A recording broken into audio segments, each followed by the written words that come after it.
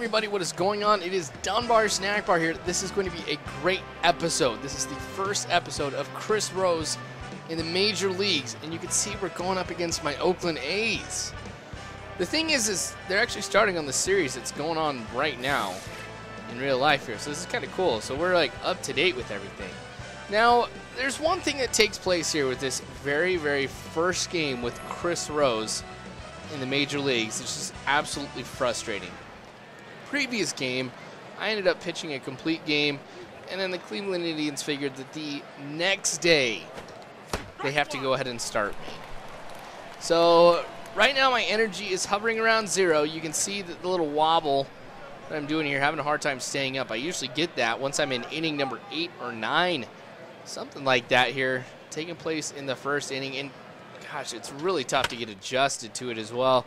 Just trying to throw my pitches here. Luckily, I get it out. Now, I have a little goal going on here, too. Little bonus goals that you get to make sure that on my first start here in the major leagues that I don't allow a run.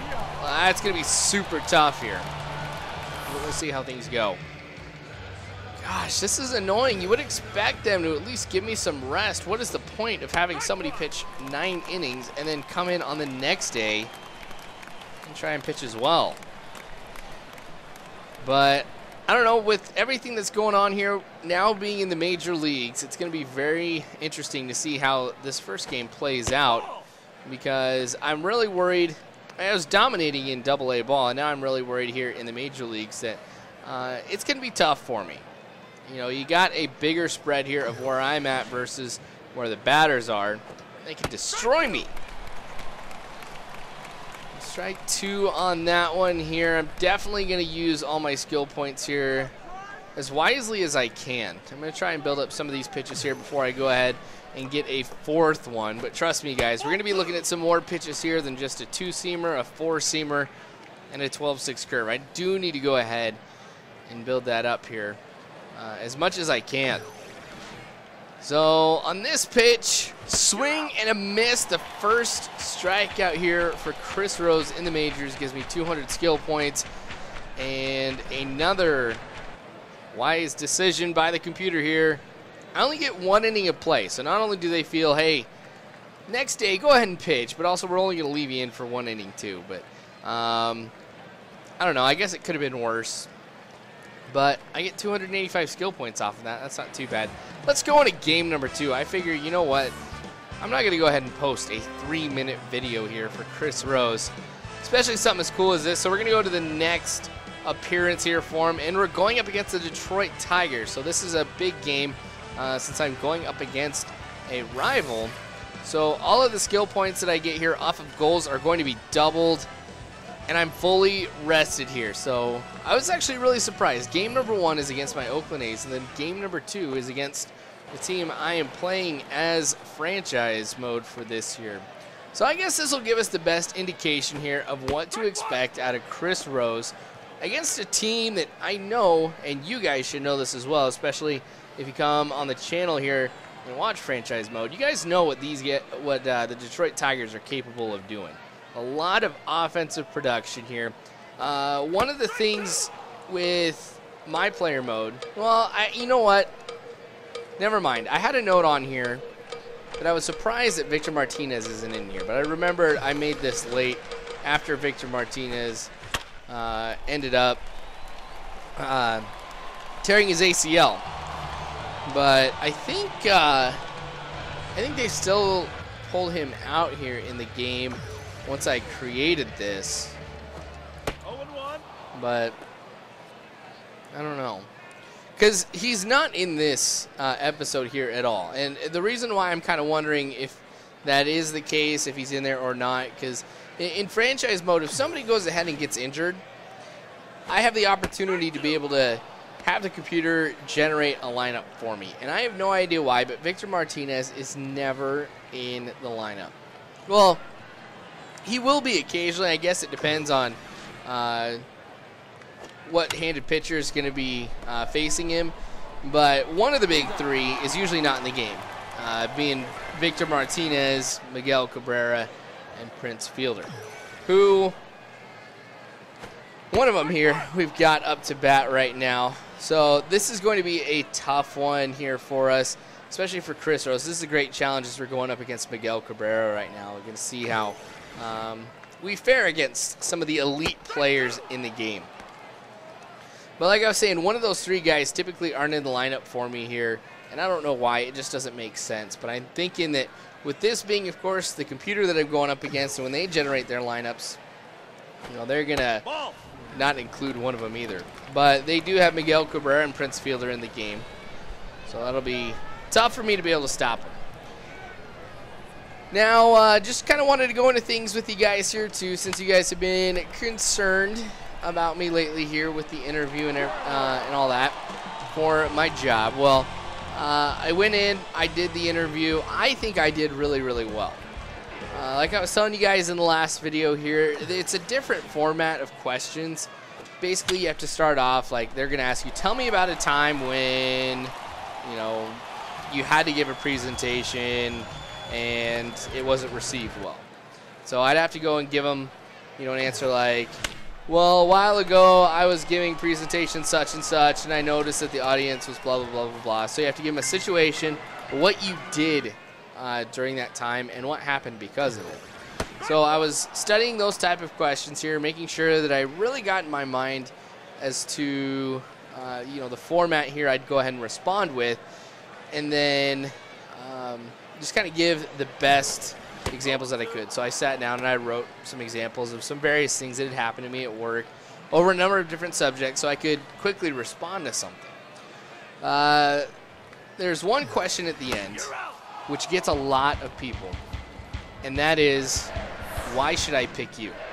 And that is a very legitimate question if you think about it. I mean, you as an employer, somebody's coming in here, yeah, you can ask everybody, tell me about your previous job, what are your strengths, what are your weaknesses, whatever. You're going to get people that are going to have really good answers, but the thing is I think that is one of the most important questions here. Why should I pick you? And in the position that I'm going for, which is a trainer, which means I'd be presenting stuff every single day to people who are new in their positions, I was saying, you know, you've already got so-and-so who teaches like this. You've got this person who teaches like that. You do not need another one of them. You know, I'm going to bring a unique approach to the training, and I went over some other things as well. And it felt like that was really well received. I even went through and I said, you know what, I've got different motivations than some of the other people that you may interview.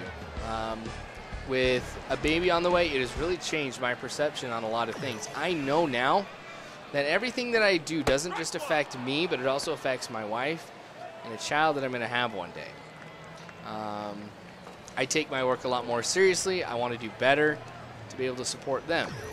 And, you know, with him being a new dad as well, I think that that was something that it was pretty good for him to be able to hear. So I'm thinking that I did well on the interview. I was told that there was a lot of people who applied for this position, a lot. And just to get to the point here where I got an interview, that already says something about my performance and how they think of me.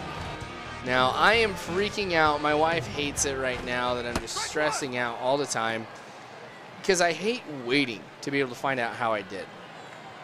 And I'm going to head into work because I'm going to hand the people who were there for the interview thank you cards today. Even though it is my day off, I'm going to go in there and just hand it to them and tell them thanks. I may find out tomorrow if I went ahead and if I was able to pass the first round of interviews and head on to the second round. If I don't find out tomorrow, I'll find out Tuesday. And that's really what's stressing out, is just waiting to be able to find out what happens. It's annoying. But the next step here, if I do go ahead and get the first round, is I have to go ahead and give a presentation. And with the experience that I have with being able to give presentations and things like that, I think I have that part down in the bag. I think that if I do a good job, I'll be in the #1 spot. That's kind of, you know, just from what I know so far, that's the possibility of happening. All right, so after the presentation, which would happen this week, later on, like a Thursday or Friday, and then after that, if I pass that part, then I have to do an interview with somebody in Illinois. Of course, it's going to be a conference call, so I don't have to travel to Illinois or anything. And then if I pass that one, then there's one last interview with my potential boss's boss. So this is a really, really long process. I wasn't, I mean, I want to say I wasn't even really mentally prepared for a process this long.